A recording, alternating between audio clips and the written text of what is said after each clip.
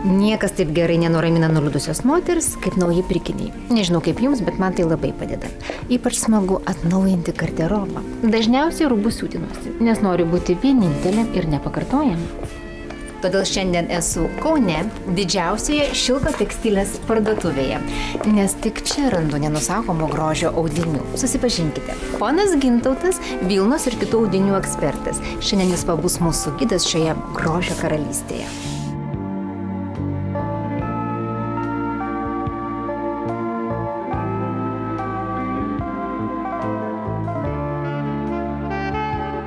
Kągi, jau atėjo šaltasis metų laikas. Ką galite pasiūlyti? Jums kaip poniai, kurie turi skonį, galėtume pasiūlyti kašmyro. Tai yra pati geriausia vilna ir tikrai tiktų jūsų garderobui. Bet juk kašmyras yra pasakiškai brangus. Gal taip, jis yra brangus, bet šilko tekstilėje mes turime jo ypatingas kainas. Kai viskas brangsta, kašmyras atpigo? Ne, tiesiog mes jums stipriai dirbame Italijoje, naudojamės ypatingais pasiūlymais ir mūsų kašmyro kainos tikrai stebina. Mielos damos, pasinaudokite progą. O kuo kašmyras ypatingas?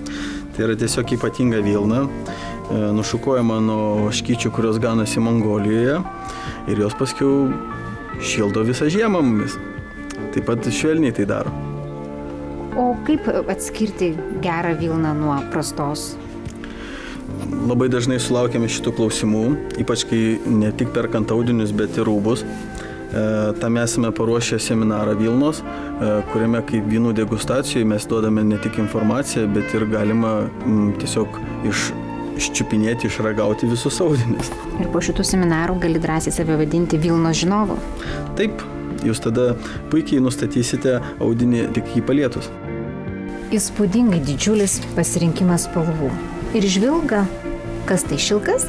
Taip, tai yra pats geriausias moterų draugas, šilkas, ir mes turime jų visų rūšių ir visų spalvų. Šilkas, šantungas, šifonas, organza, atlasas, visoms įmanomoms suknelėms, įmanomoms palaidinėms, žodžiu, ir kasdieną, ir pas prezidentą. O kaip žinoti, kada kokią rūšį šilko pasirinkti? Kuriam rūbui labiau tiktų audinys? Parduotuvėse dirba konsultantai, ne pirmi metai, pataria, kiek reikia audinio, kokį modelį pakonsultuoja, yra tam tikri palengvinimui katalogai ir manau, kad reikia tik pradėti ir pabandyti, o tas, kas jau pabandė, negali sustoti.